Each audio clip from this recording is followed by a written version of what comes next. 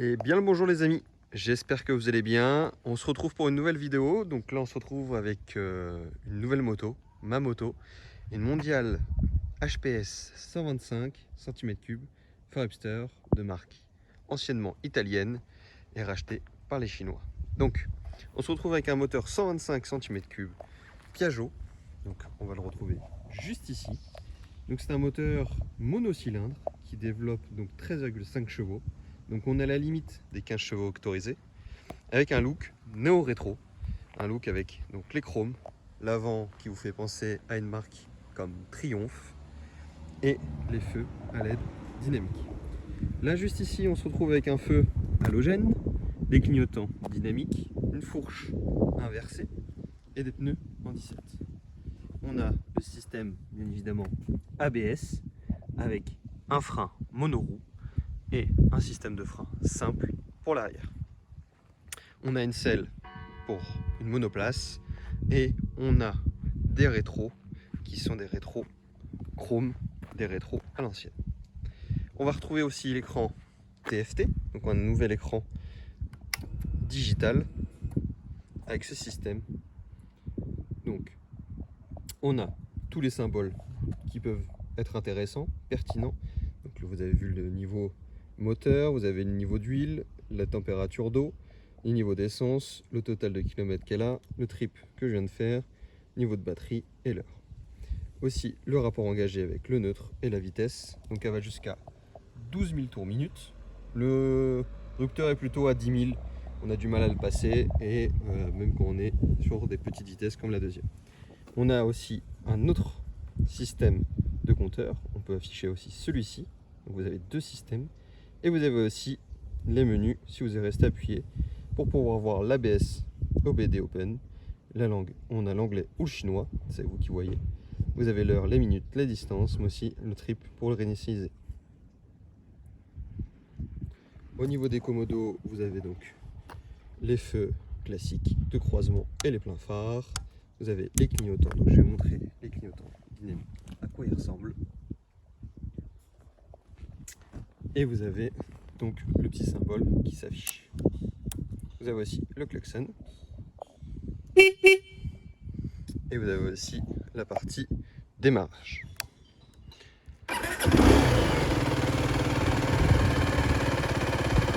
Donc vous avez une batterie qui est à peu près à 13,5, 13,6 de rapport normal. Vous êtes à 1500, 2000 tours minute et vous pouvez monter à 10 000 si vous voulez. Évidemment, je l'ai fait sur le moteur chaud, hein, pas un moteur froid. Je vais vous faire écouter un peu le son du moteur. Pour une 125 monocylindres, on est vraiment sur un moteur qui est quand même assez sympa à écouter.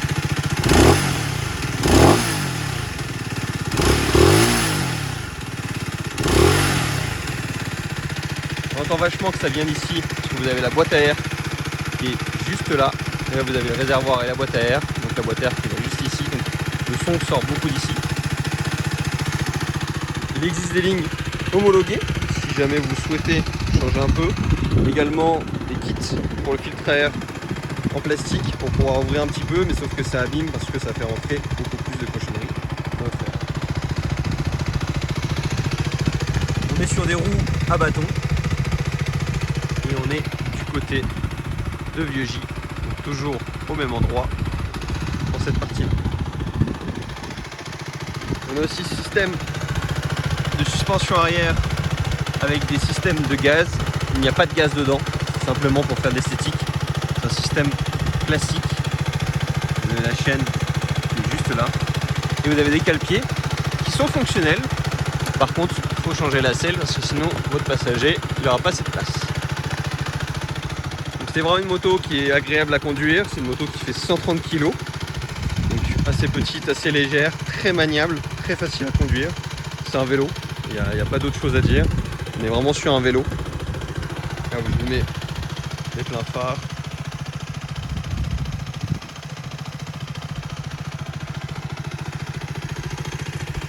Là elle est en Grinardo, je sais qu'elle existe aussi sur d'autres couleurs, je sais qu'il y a du bleu, il y a du noir, le bleu est une version limitée.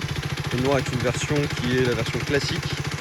Elle est affichée aujourd'hui en neuf à 3 900 €, pardon. Je suis en train de chercher, mais elle était autour de 4 000 € pendant un moment. Tout début, quand elle est sortie en 2023, elle était à 4 500 €. Aujourd'hui, ça baisse parce que faut écouler les stocks. Aujourd'hui, c'est une moto que j'ai acheté 4 000 € qui se revend autour de 2 500 à 3 000 €. C'est une moto qui sera mise en vente. Donc, une moto que vous allez pouvoir retrouver sur le bon coin. Et c'est une moto qui m'a permis d'avoir le permis A2. Donc, qui a permis de pouvoir m'entraîner, de pouvoir passer cet examen. Le seul défaut que je trouverais à cette moto, c'est le défaut que c'est chinois. Donc il faut aimer ou non d'avoir une moto qui soit chinoise. Donc c'est-à-dire que toutes les pièces ou choses comme ça qui ont pu être rappelées, moi j'ai eu le rappel de la batterie, le rappel de l'écran dès que je l'ai acheté, donc au bout de 2 mois. J'ai également pas de problème pour le moment sur la moto. J'ai une petite faiblesse de la batterie qui est apparue, mais sinon rien de spécial. Et sinon après au niveau de l'esthétisme et au niveau de la moto, on est quand même sur des pièces qui sont trouvables ou du moins qui peuvent être recréées facilement. Je vais quand même vous montrer comment s'ouvre la selle, comme ça au moins vous voyez vraiment tout. Hop. Donc vous venez juste ici, vous mettez votre clé. J'essaie de filmer en même temps proprement. La selle s'ouvre et là vous avez toute une cache. Donc la selle est comme ça. Hop. Et après vous avez votre petit kit de réparation. Vous avez la boîte à air qui se trouve juste ici. Et après les câbles de rechargement si vous souhaitez recharger de différentes façons. Vous avez le réservoir qui est juste là pour votre maintenance mécanique.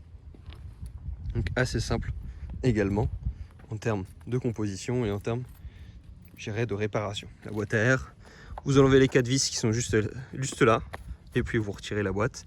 Ça se fait très facilement.